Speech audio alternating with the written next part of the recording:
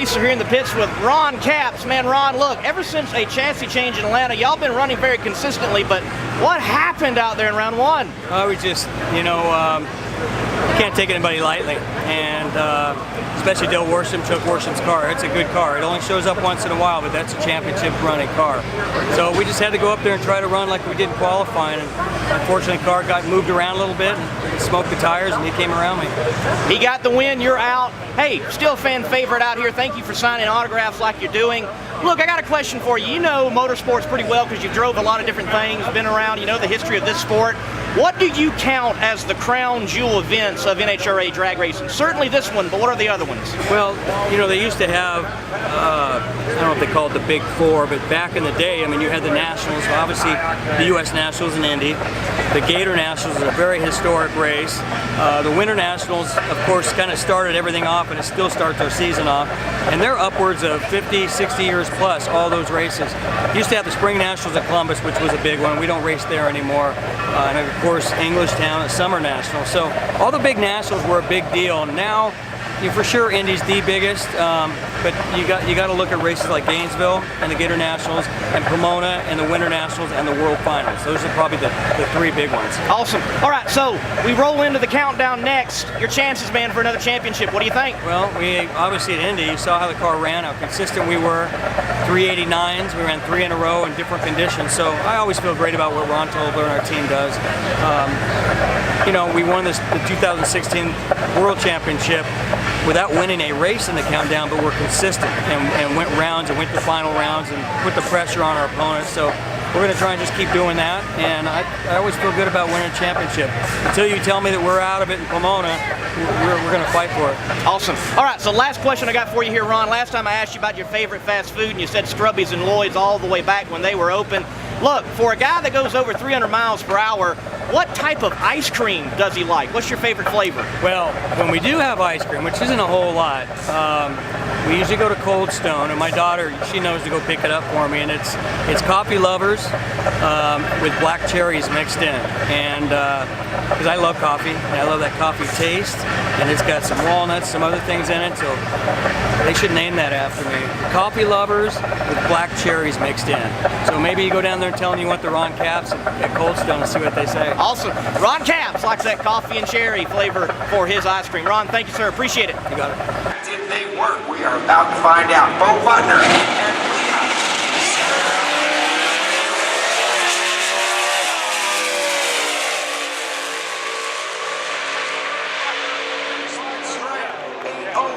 Bo Butner wins the race. We do appreciate you coming out, ready to show out.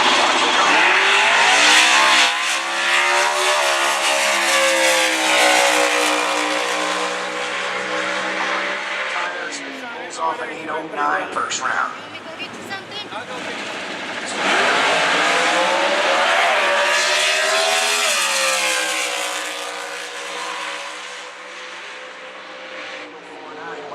Category of racing that is still relatively new, and the manufacturers are all involved.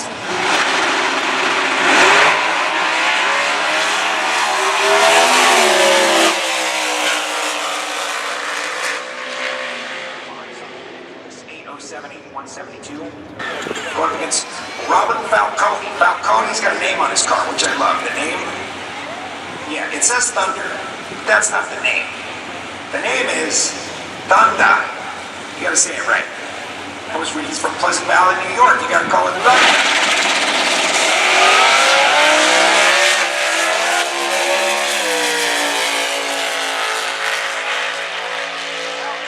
Up against the right side wall. Oh my goodness. And Robert Falcone in Thunder crossed the center line, was regaining control and came back to the right side with hard contact on the right side wall.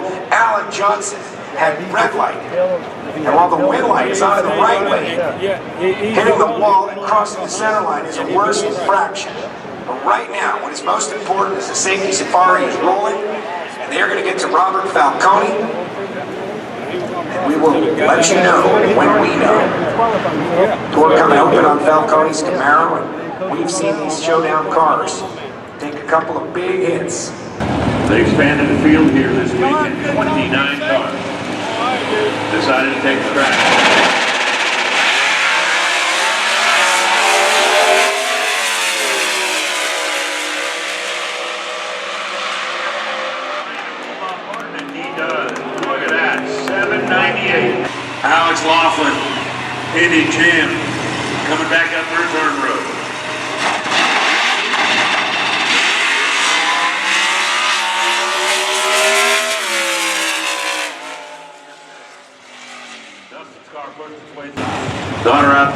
we got a Copo against the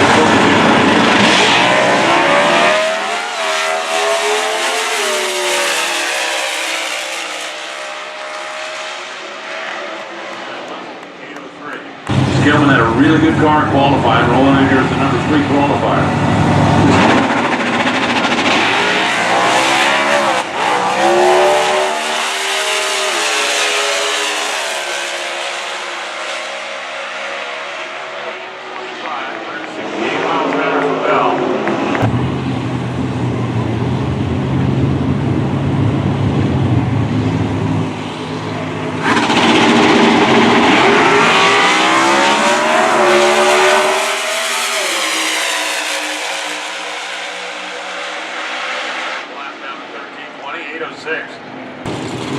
Dodge, Ford, Chevrolet.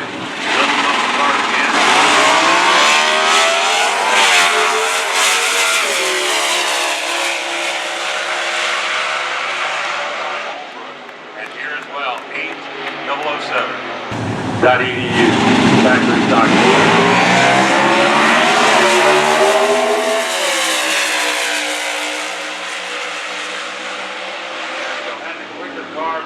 And how about on a hole shot? 806. The NMCA had a big race.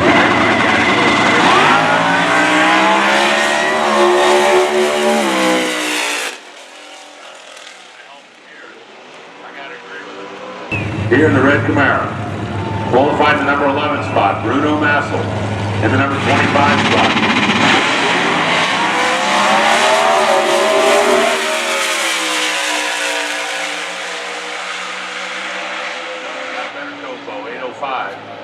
Monday Morning Racer here in the pits, caught up with Alex Laughlin again. Hadn't seen you since Atlanta, even though I've been running around. Look, man, you're going rounds today. How's it feel to be winning at Indy? Oh man, that's awesome. Like I've said before, this is the most prestigious race, you know, of all of NHRA racing. And man, just to be able to be here running Pro Stock in general is an absolute dream come true. Like legit living a dream, what I've always wanted to do. And we're running well, you know. We've had a great season so far, and gone 2 rounds so far. I say it takes a mile to get to the trophy. We've been a half a mile so far, and you know, got another half to go. Awesome. Yeah, you've been running great this year. Hadn't quite got that Wally, but maybe this Wally, the biggest one, is the one you get today. Look, what were you thinking with the scooter? What in the world? You know, I'm always just unpredictable. That's the best thing to say. People ask me all the time, especially our teammates, they ask like, dude, what is wrong with you? And I don't know, I just try to be different, you know, and hopped on that bird scooter, thought I'd just ride it, you know, the 17 miles out here to the racetrack. If you haven't seen that, check that out on my social media, because that's quite a good story. No, like I said, trying to be different, and ran into some people from Bird, they loved it, so you never know, like things like that sometimes turn out for the better. Awesome, awesome. Yeah, if you're not following Alex on social media, he's one of the more active drivers. You definitely need to follow him. Now look, talk to me. I know I'm not in the Pro Mod pits, but you got a beautiful Hot Wheels Pro Mod. How did that deal work out? Well, this weekend we struggled really bad. You know, they took 3 pounds of boost away from all the turbo cars, and we all struggled all weekend. Nobody made stellar runs. It's a whole new learning curve. You know, it's kind of crazy to change the rules right in the middle of the season, especially when people are trying to race for a championship. We had 2 rounds of qualifying taken away from us, one due to rain, one due to a crash, and we didn't make the show. So super unfortunate. We're super new to Pro Mod. What we've done is good as qualifying, you know, number 2 in that class. As long as you make the show, you can still win the race. And you know, we've got 3 more races this year in that class, and you know, hoping to at least go a few rounds in it. Awesome. All right, my last question for you, Alex. I've been asking all the guys when I interview them. Also, a little bit back to the food question when I talk to you about Waffle House. Look, for a guy that's in a door slammer going over 200, 250 miles per hour, what flavor of ice cream is your favorite? Is it wild or mild? Man, you know what? That's a good question. I don't really like the wild stuff. I'm going to say chocolate and vanilla, sometimes mix it together. Awesome. He's a man after my own heart. I'm a bit plain vanilla. Alex, thank you for your time. Hope you do well. All right, thank you, man. Having a solo run, Frank said, okay, do this or do that, knowing that he's in the final.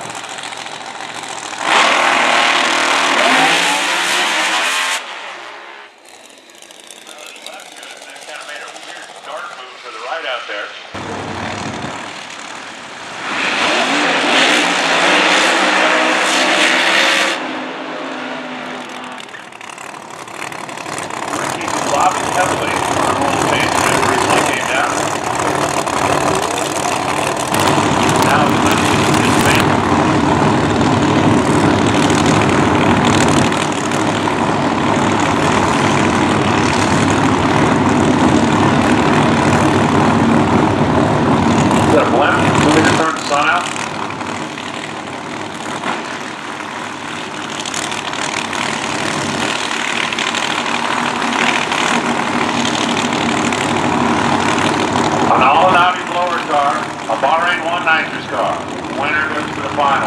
of the Chevrolet Performance U.S. National.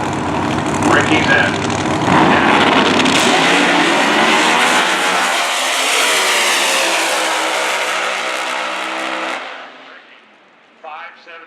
251 miles an hour.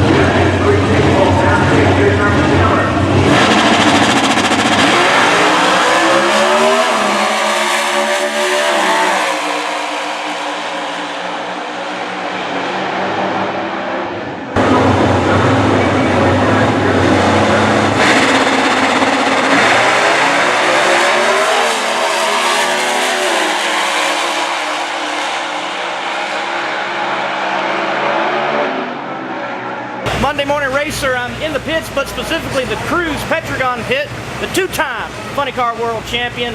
Cruise, tough weekend here this weekend. Not going to make the countdown, but you still got several more races. What do you think your chances are? At least pick up a Wally before the end of the year. We have work to do. The Snap-on Tools Nitro Funny Car is definitely going to be back in the winner's circle here soon. We've identified some internal parts that don't suit our combination very well, namely pistons. They just don't fit what we're doing, so we're gonna go to a design that is a proven design out here in the industry. So it was a tough weekend, but I've been doing this long enough to know that you just got to keep chipping away at it, and you can't give up. We've got a good team behind us, Snap-on's behind us, Mopar, Dodge. You know, we just got to, we'll live to fight another day. We just dust ourselves off, get back up, and even though we won't race for a championship this year, we didn't really have the car, so we're going to work towards that goal. And I don't want to have to worry about getting in on a 10th spot at the 11th hour. We want to be top 5, top 4, top 2 going into the countdown. Forget this 9th or 8th stuff. That's for losers. We want to get out there and really come in with some momentum and win a championship. That's why I still do it. Certainly, you've done it. I know you can do it. Just going to take some time to get there. I know you're plugging away at it. So look, I know you're an iRacing guy. So when you hop on the sim rig in iRacing, what type of cars do you like to drive the most? Oh man, I love the iRacing. It's such a great technology, and I'm so grateful that somebody had the wherewithal to actually put that together and make it a reality for guys like me that are closet sprint car racers and dirt late model racers. I prefer the dirt. I'm a dirt track guy, so I'll get on the World of Outlaw car, the 410 sprint car, and some dirt late model stuff. I've run dirt late models at Eldora, the Prelude to the Dream, for many years. So yeah, it's a great. I'm a great fan, and I get to race. I don't get to do it enough but the fact that they just came out with the chili bowl for the midgets here recently really suits my my taste a little bit, because like I said, I'm a midget sprint car, just love the dirt, so just need some more practice, that's all. Awesome. Yeah, I talked to Ron Katz before and asked him about what else he might like to drive. He's been in several different vehicles. You've done the dirt as well at the Prelude of the Dream. Anything else that you'd like to hop in with 4 wheels and try? Man, I'm just, my ultimate car to me, okay? A Nitro Funny car is a pretty, it's up there near the top or at the top for my taste, but that the winged 410 sprint car does it for me. That's the car that to me has the power to weight ratio second to none. About like a Nitro Funny car, you can run up against the wall. Bigger the track, the better for me. Gotcha. All right, my last question for you, Cruz. Look, NASCAR last night ran the Southern 500. They had their throwback weekend. If the NHRA ever did a throwback weekend, what funny car body scheme would you like to run as a throwback paint scheme? Well, I've had some great cars. Snap-on's put me in some great cars the last 9 years, but Advanced Auto Parts was a great car. We won a championship with that car in 2008. But boy, that McDonald's car was really something to, just watching them race. That McDonald's car was really something near and dear to my heart. I still eat there, I love the food, and I love that I'm synonymous to younger kids that are now grown men with that particular car at that time. And it ran from 92 to 97, so that would be the car. It would be a Firebird, still up my Dodges, but it would be a Pontiac Firebird, and with that McDonald's scheme, that'd be it, man. Nothing more iconic than Cruz Petragon in the early 90s with that McDonald's car whipping up on John Ford. Cruz, thank you for your time, man. Hey, man, I appreciate you. Always good, man. Thank you for the time. Thank you. Beat green, boys, and race it down to the stripe.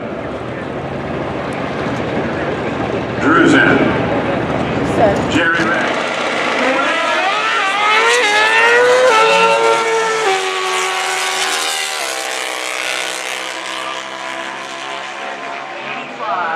Be pretty close.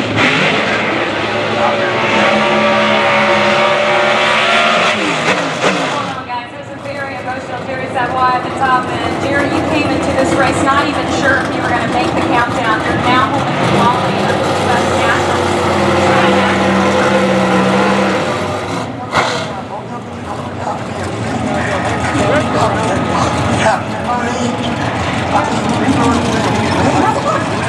Both with elite power.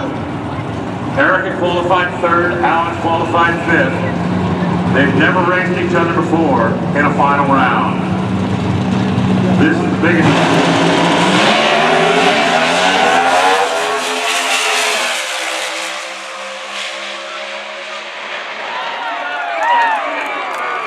Alex Laughlin ran her down.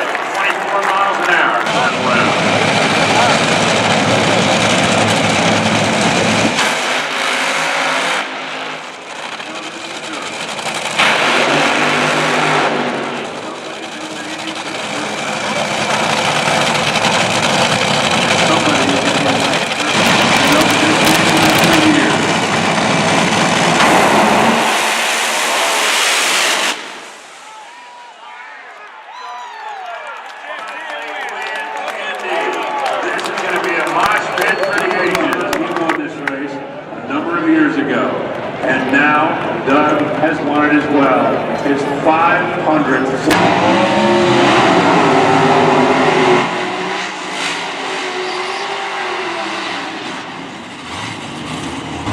So it's all Copa on the first matchup.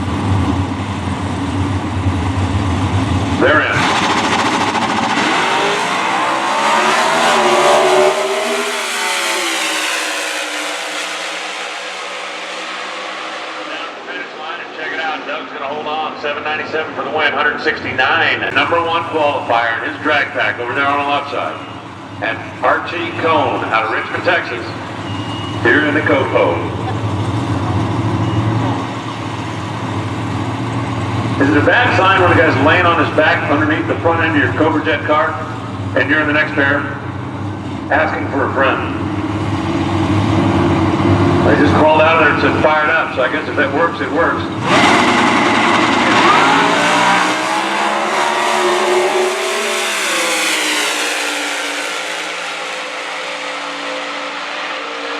Cowboy can't catch him, 795. Well, he ain't no pushover. He's been in the winter circle already this year at the Samtec Factory Stock Showdown. The car dealer from right on the other side of town against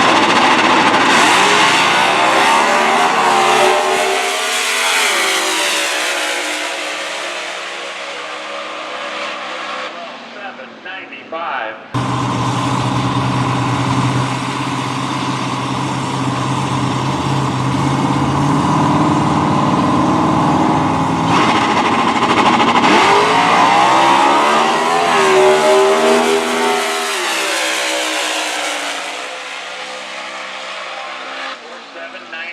Who'd you say the favorite was in the semis? Didn't we have 95, 95, 96, 96?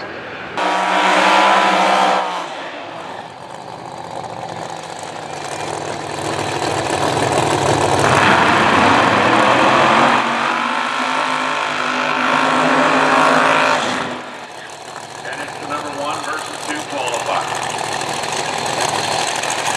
Ricky Smith has come in and touched the and the All-Navi guy. Ricky, Wheelie Bar check and finally rolls in.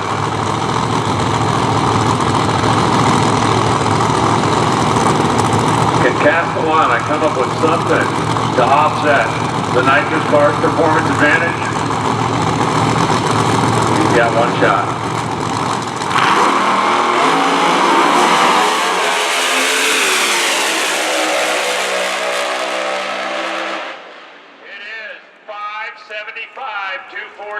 Mike Castellana takes down Ricky. Jay Payne, Chris Marshall, burnouts coming.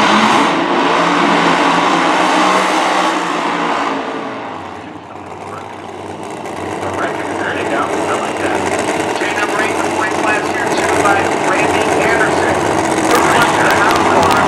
We should probably step on it again right here. Chris Marshall seems to have got that thing dialed in. Track's getting cool.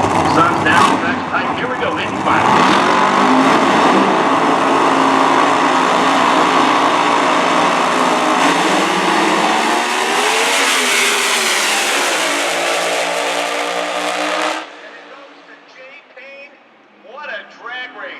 A 5.56.3 to a 5.56.5. Now she.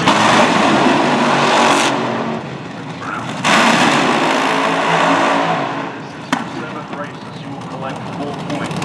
If she's able to win this round, she will pull in within the example right here. She's got to win out. Double final coming up. So we are set. Number 1 qualifier, Troy Coughlin, Jag side of the racetrack, Ian Lane choice. Megan Meyer, number 2 qualifier. Looking for win number 8, Troy, win number 3. But it's all about their first win at the U.S. Nationals. Who will get it? And the highest level of top out.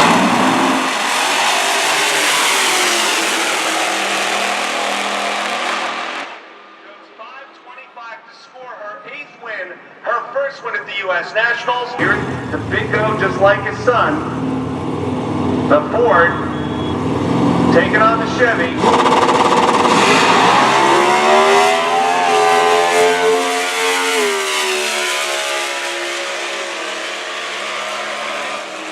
Nice run, 794 and 170. Big speed there for Bill Skillman.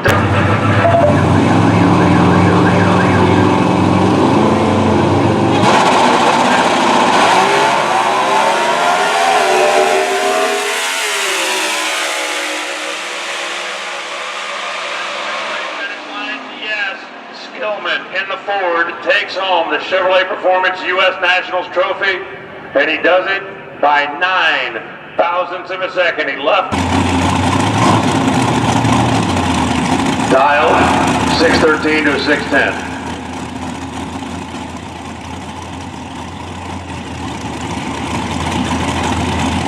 Scoggin Dickey car. That would be Rusty. And if he wants to win Indy, all he's got to do is beat one of the best to ever do this.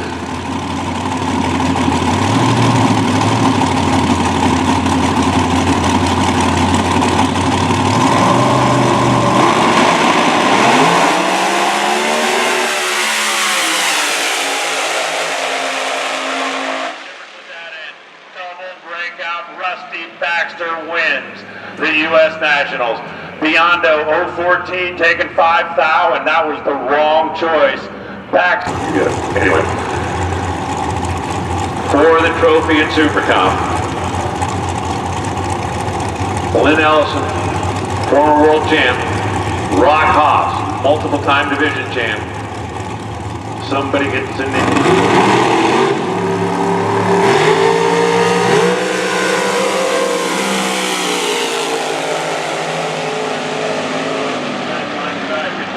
Ellison, 892 to an 892.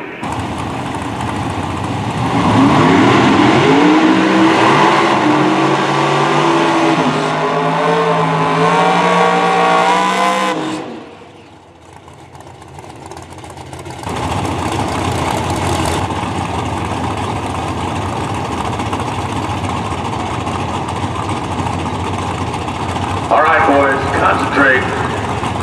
You've been waiting your whole life for this moment.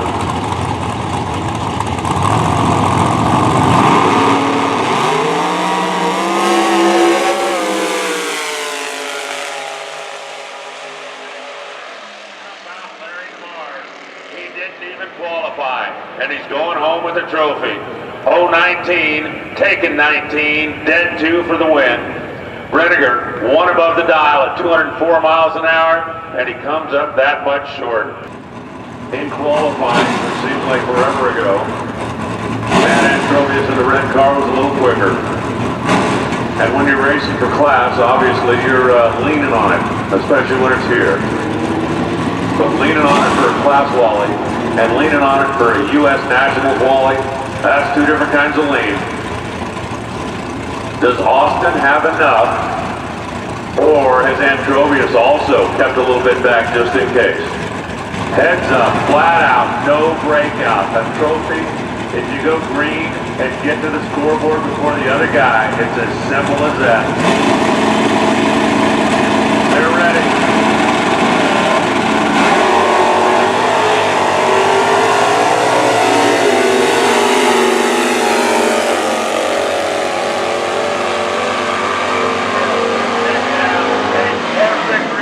Time, and Austin Williams wins it.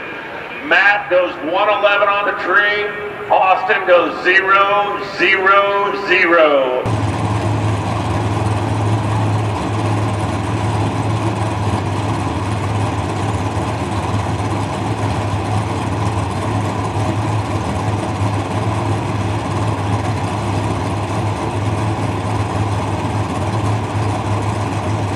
One time to get it perfect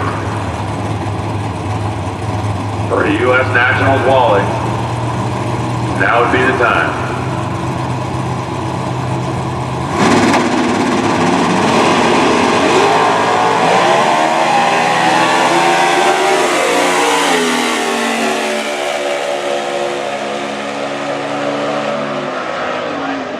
Tyler Castle, look at him on the starting line.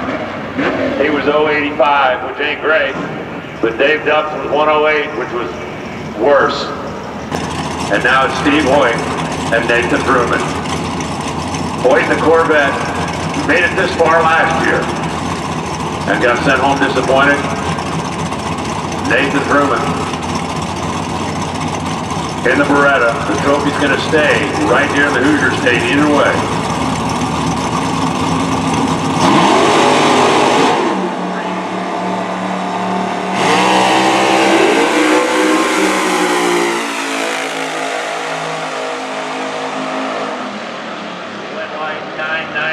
Nathan, he does it 164 miles an hour after an 010 reaction time. The last trophy from the 65th Chevrolet Performance U.S. Nationals goes home with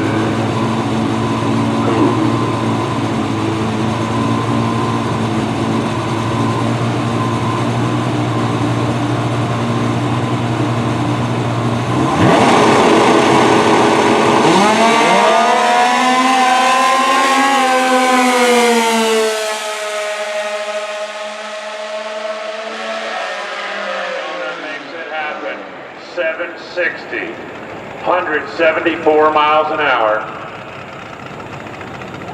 806, 165 for Billingsley.